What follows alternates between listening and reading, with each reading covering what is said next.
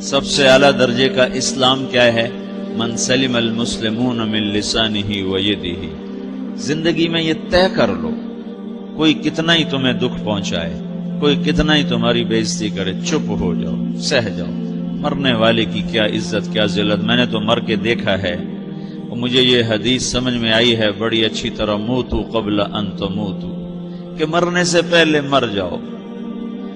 اس وقت اگر میں مر جاتا تو مجھے کوئی گالیاں دیتا تو مجھے کیا نقصان تھا، اور مجھے کوئی نعرے لگاتا میرے لیے تو میرا کیا نفع تھا۔ تو مرنے سے پہلے مر جاؤ، کوئی تمہیں برا بھلا کہے تو تمہارا کیا نقصان ہے، تمہیں کوئی واہ واہ نعرے لگائے تمہیں کیا نفع ہے۔ اگر اللہ راضی ہے تو مرد آباد اور زندہ آباد سے بے نیاز ہو۔ ابو ذر رضی اللہ تعالیٰ عنہ کو ایک آدمی نے گالیاں دی تو انہوں نے فرمایا، بیٹا ایک گھاٹی آگے آ رہی ہے، اس میں گر گیا تو جو کچھ کہہ رہے ہو اس سے بھی زیادہ کا حقدار ہوں، اور اگر پار ہو گیا تو تیری گالیوں سے مجھے کوئی فرق نہیں پڑتا ہے۔ من سلم المسلمون من لسانہ و یدہ موتوا قبل ان تموتوا۔ چونکہ آج کل اخلاق ہیں انتقامی، معاف کرنے والے اخلاق ہیں نہیں، انتقامی اخلاق ہیں۔ ہمارا معاشرہ انتقامی ہے، اچھا کرو گے تو ہم اچھا کریں گے، برا کرو گے تو ہم برا کریں گے، جیسا کہو گے ویسا ہم سے سنو گے۔ یہ ہمارا ماحول ہے، یہ ہمارا۔ ایک ماں کہہ رہی تھی دوسری ماں کو، میرے پترا کدی کسی نے واسطے سلام نہیں کیتا، بڑے فخر سے کہہ رہی ہے، ہمارے اپنے گاؤں کی بات، میرے پترا کدی نہیں کسی نے واسطے سلام کیتا، مائی جڑا کرے انہوں کریں دیں، جڑا نہ کرے انہوں پوچھ دے ہی کوئی نہیں۔ یہ وہ فخر سے کہہ رہی، جو سب سے بڑا عیب ہے وہ سب سے بڑا فخر بنا ہو۔ میرے پترا کدی نہیں کسی نے واسطے سلام کیتا۔ جب ماں باپ نے یہ سبق دیا تو اولاد کا کیا قصور ہے؟ ہمارا معاشرہ انتقامی ہے، ایک کی 10 سنانے کا ماحول ہے، تو آپ 100 کی ایک بھی نہ سناؤ۔ احنف بن قیس رضی اللہ تعالیٰ عنہ پہ ایک آدمی نے چڑھائی کر کہنے لگا، ایک سناؤ گے نا تو 10 سنو گے میری طرف سے۔ تو احنف بن قیس کہنے لگے، بھائی تو مجھے 100 بھی سنائے گا نا تو میری طرف سے ایک بھی تو نہیں سنے گی۔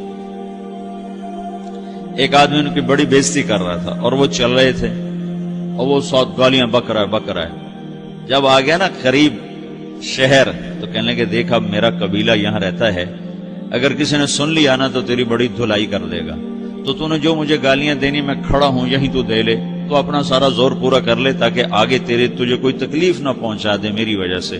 تو وہ پاؤں پہ گر کے معافی مانگنے لگا کہ واقعی تو بڑے حلم والا ہے۔ وہ مشہور تھے اپنے حلم میں، بردباری، اور لوگ ان کا امتحان لینے آیا کرتے تھے کہ بھئی کوئی ہے جو احنف کو غصہ دلا دے، تو لوگ ناکام ہو جاتے تھے، ان کو غصہ نہیں آتا۔ ایسے ایک عرب سردار گزرا، معن بن زائدہ، وہ بھی اپنے حلم میں بڑے مشہور تھے۔ ایک دفعہ لوگوں میں شرط لگ گئی کہ کوئی ہے معن بن زائدہ کو غصہ دلائے تو ہم اس کو انعام دیں گے۔ تو ایک شاعر نے کہا، میں غصہ دلاتا ہوں، تم دیکھنا ایسے سیخ پا ہو جائے گا جیسے جانور۔ تو وہ چلا گیا اس کی مجلس میں، دربار لگا، عرب سردار تھا بہت بڑا، دربار لگا ہوا، تو کہتا السلام علیکم، وعلیکم السلام۔ تو معن بن زائدہ پر ایک دور بڑے فقر کا گزرا تھا، پھر اللہ نے اس کو بہت بڑی سرداری دی، بنو عباس کا بہت بڑا یہ وزیر گورنر تھا۔ تو کہتا اتذکر اذ لحافک جلد شاۃ واذ نعلاک من جلد البعیر، کیوں بھائی تو یہ یاد ہے جب تیرا بستر بکری کی کھال تھا اور تیرے جوتے اونٹ کی کھال کے تھے؟ تو کہنے لگا کیوں نہیں یاد، بھلا کوئی ماضی بھی بھولتا ہے؟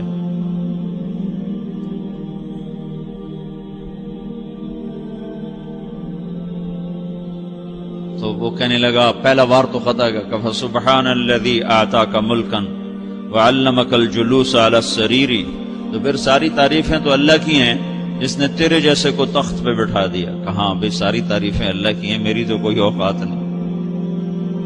تو کہنے لگا سأرحل عن دیار انت فیہا وان جار الزمان علی الفقیر، جہاں تیرے جیسا حکمران ہو وہاں مجھے رہنا گوارا ہی نہیں ہے، میں یہاں سے چھوڑ کے نکل جاؤں گا چاہے کتنی تکلیف اٹھاؤں۔ بڑے دربار میں یہ ایک گورنر اور وزیر سے بات ہو رہی ہے، تو وہ کہتا ہے اچھا بھائی اگر تو ہمارے پاس رہے گا تو ہم تیرا اکرام کریں گے، اور اگر تو جانا چاہتا ہے تو پھر رافقت کا السلام، تو وہ یہ بار بھی خالی گیا تو کہنے لگا فجد لی ابن ناقصۃ بمال،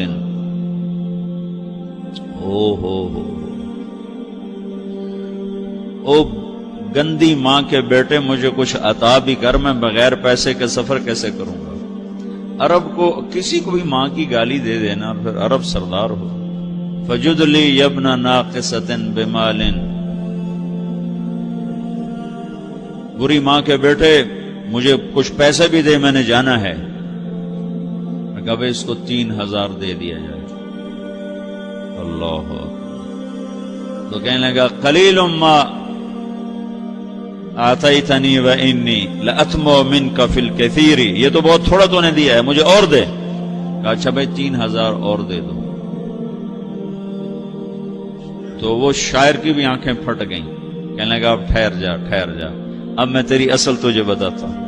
سألت اللہ ان یبکیک ذخرا فما لک فی البریۃ من نذیر، میں اللہ سے دعا کرتا ہوں اللہ تیرے جیسوں کو سلامت رکھے، تیرے جیسا دنیا میں کسی ماں نے جنا ہی کوئی نہیں. فمنک الجود والافضال حقا وفضل یدیک کالبحر الغزیر، تو ہی سخی ہے، تو ہی کریم ہے، اور سمندر بھی تیری سخاوت کے آگے کچھ نہیں ہے. تو نے کہا اچھا بھائی تو نے ہماری برائی کی، ہم نے تمہیں 6000 دیے، اب تو نے ہماری تعریف کی، اب 10,000 اور دے دو اس کو. باتیں ہی رہ گئیں، باتیں ہی رہ گئیں.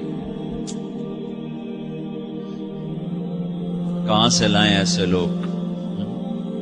ہمارا معاشرہ انتقامی ہے، بدلہ لینے کا ہے، بدلہ لینے کا. تو میرے ساتھ کیا میں نے بھی کرنا ہے. اعلیٰ درجے کا اسلام یہ سکھا رہا نہیں چپ ہو جاؤ، سلام مت بن جاؤ، سلامتی بن جاؤ، سلامتی کی علامت بن جاؤ. من سلم المسلمون من لسانہ ویدہ. اب وہ سوال کرتا ہے یا رسول اللہ ای الایمان افضل، سب سے اعلیٰ درجے کا ایمان کیا ہے؟ اسلام کیا ہے؟ کلمہ، نماز، روزہ، حج، زکات. اعلیٰ درجے کا اسلام کیا ہے؟ من سلم المسلمون من لسانہ و یدہ. یہ اخلاق کا ادنا درجہ ہے، ادنا درجہ ہے. ادنا درجے پر پہنچ کر آپ اسلام میں اعلیٰ درجے پر آ سکتے ہیں. وہ سوال کرتا ہے ایمان کیا ہے؟ تو آپ نے کہا اللہ پر، فرشتوں پر، کتابوں پر، رسولوں پر، موت کے بعد کی زندگی پر، تقدیر پر. اب ایک اور سائل سوال کرتا ہے ای الایمان افضل، سب سے اعلیٰ درجے کا ایمان کیا ہے؟ تو آپ نے فرمایا حسن الاخلاق، اچھے اخلاق سب سے اعلیٰ درجے کا ایمان ہے. جو آدمی اسلام میں، جو آدمی اخلاق میں، جو مرد عورت اخلاق میں ادنا درجے پر ہوتا ہے وہ اسلام میں اعلیٰ درجے پر پہنچتا ہے.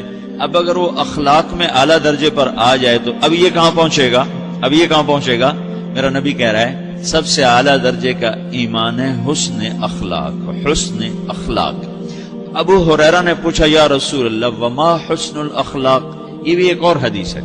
یا رسول اللہ حسن اخلاق کیا چیز ہے؟ تو آپ نے 3 چیزیں فرمائی، تصل من قطعک وتعطی من حرمک وتعفو عمن ظلمک. جو تم سے توڑے نہ تم اس سے جوڑو. نہیں کرتا سلام نہ کریں، کوئی ہم چھوٹے باپ کے ہیں، ہم تو کبھی بھی نہ کریں، ہم تو کبھی بھی نہ منہ تھوکیں بھی نہیں ہم تو میرا نبی کہہ رہا ہے جو توڑے تم اس سے جوڑو، جو محروم کرے اسے عطا کرو، جو زیادتی کرے اس سے درگزر کرو. یہ 3 کام جو عورت مرد کر لے گا یہ اخلاق کے اعلیٰ درجے میں ہے. جب یہ اخلاق کے اعلیٰ درجے پر پہنچتا ہے تو پھر میرا نبی کیا بشارت دیتا ہے؟ ادنا درجے پر پہنچ کر تو اعلیٰ مسلمان کی بشارت ہے، اور اخلاق میں اعلیٰ درجے پر پہنچ کر میرا نبی کہتا ہے کاد الحلیم ان یکون نبیا، اعلیٰ اخلاق والا بس نبی بنتے بنتے رہ جاتا ہے. اعلیٰ اخلاق والا ایسے ہے جیسے کہ نبی، قریب ہے کہ وہ نبی بن جائے. یہ تو ہے نا ترجمہ، لیکن ہم ہمارے اردو میں کہتے ہیں وہ نبی بنتے بنتے بنتے رہ گیا. کیا مطلب؟ کہ اس میں اور نبی میں صرف نبوت کا فرق رہ جاتا، باقی وہ سب کچھ حاصل کر لیتا ہے. تو یہ سارے دین کا میں نے آپ کو خلاصہ بتایا ہے کہ میری آپ کی ضرورت ہے کہ میرا اسلام اعلیٰ درجے کا ہو، من سلم المسلمون من لسانہ و یدہ، میرا ایمان اعلیٰ درجے کا ہو،